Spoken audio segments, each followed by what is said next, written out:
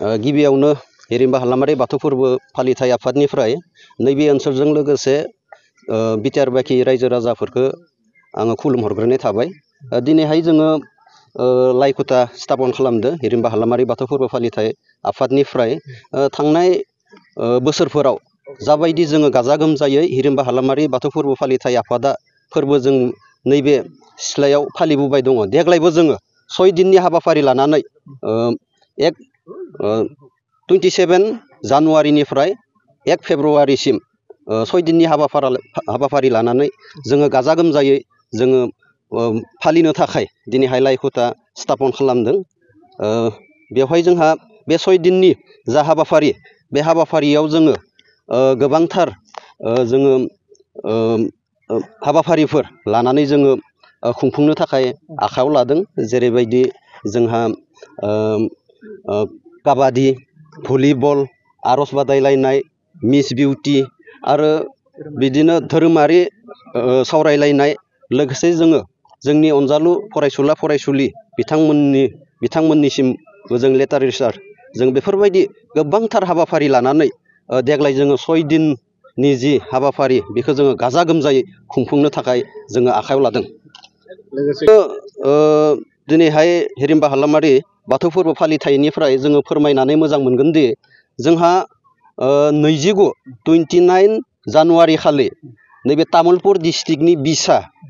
जायखौ जोङो बर' सावथुन होननानै मुलुगनि महरगिरिफोर होननानै जों मिथियो, तामुलपुर डिस्ट्रिक्टनि बिसाया 29 तारिखआव नैबे जोंनि हिरिम्बा हालामारि बाथौ फोरबो फालिथाय आफादा जे 6 दिन जे जोङो खुंफुंनो थाखाय आखायाव लादों, दा बेवहाय 29 तारिखआवनो जोङो जोंनि प्रग्रामनि गेजेराव जोङो तामुलपुर डिस्ट्रिक्ट जा बिसा बिथांमोननो जोङो सानसे बिथांमोननो जोङो प्रग्राम जोङो हगारनानै होदोंबा बेवहाय बिथांमोना खुंफुंगोन। आरो जोङो धोरोमारि जि सावरायनाय बा गेवलां मेल नैबे ओनसोलाव जोङो गासैबो बाथौ सिबिसुला, बे हिसाबै जोङो जोंनि बर' समाजनि जि बाथौ धोरोम जों बेखौ गासै रायजो राजाफोरनो आबुङै मिथिसार होनो जोंहा मोनसे थि जोङो गेवलां मेल लाखिनाय जादों। दा बेवहायनो जोङो गाहाय आलासि हिसाबै जोंहा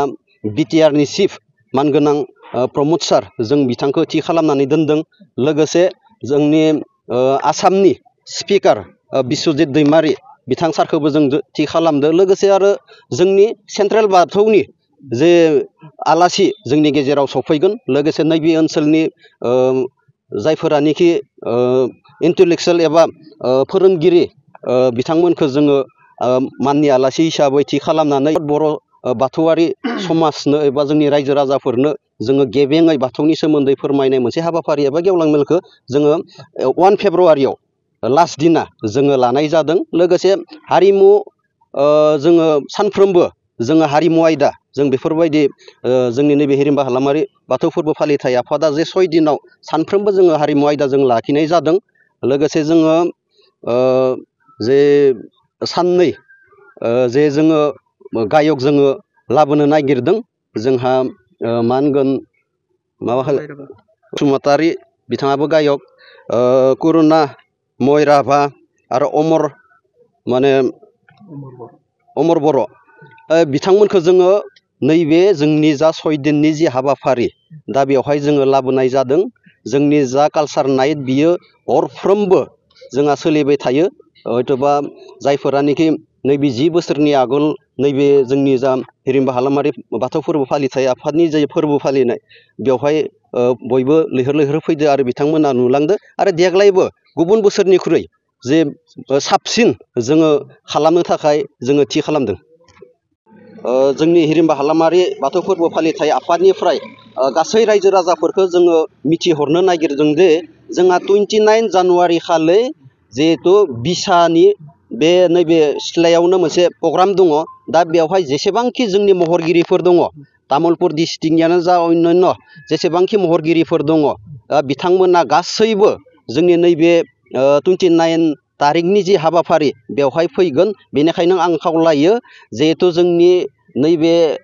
हिरिम्बा हालामारि बाथौ फोरबो फालिथाय आफादनि जि फोथाराव 29 तारिख खालि बिसानि मोनसे प्रग्राम दङ, बेवहाय गासैबो महरगिरि एबा एक्टर एक्ट्रिस गायक बिथांमोना फैजोबगोन। बेनिखायनो आङो गासै बाथौ सिबिसुला एबा रायजो राजाफोरखौ लैहोर लैहोर फैनानै जोंनि जा 29 तारिखजों लोगोसे जाखिनि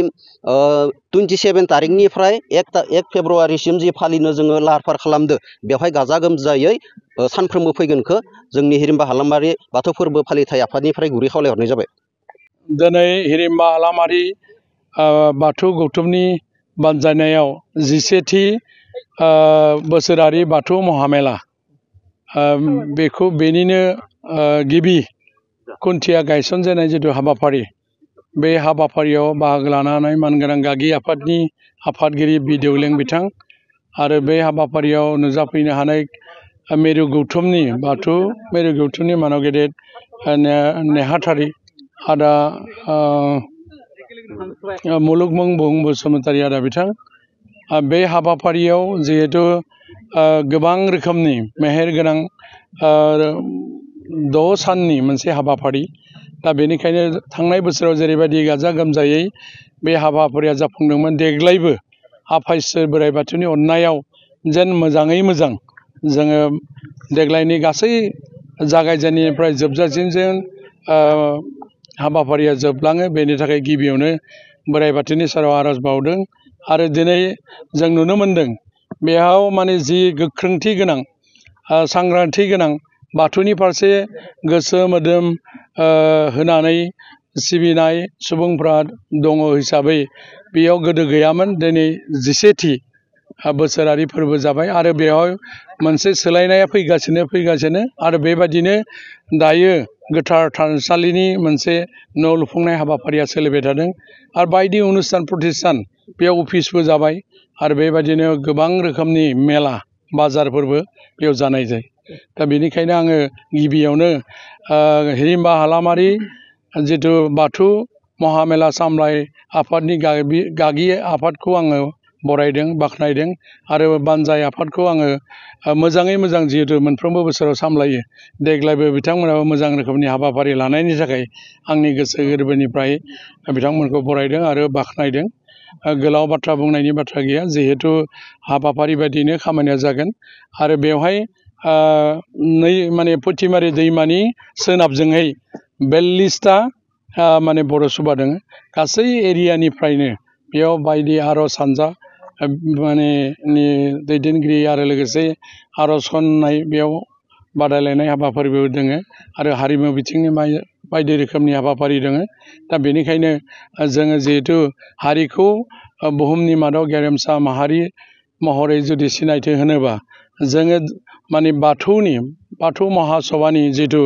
सालिख' आफादनि लिरनाय धोरोमारि बिजाब बाथौ थान्दैखौनो बिथा खालामनानै बिश्वनि दरबाराव बाथौ थान्दैखौनो जोङो धोरोम बिजाब हिसाबै मानिनानै जुदि सोलियोबा निस्सय सानसे नैबे बाथौ महासभाया बिश्वनि मादाव मोनसे बाथौ धोरोम हिसाबै परिचय मोनगोन आंहा मोनसे फोथायथि दङ आरो जिहेतु जोंनि बियो गुदि धोरोम आरो बे बाथौ धोरोमा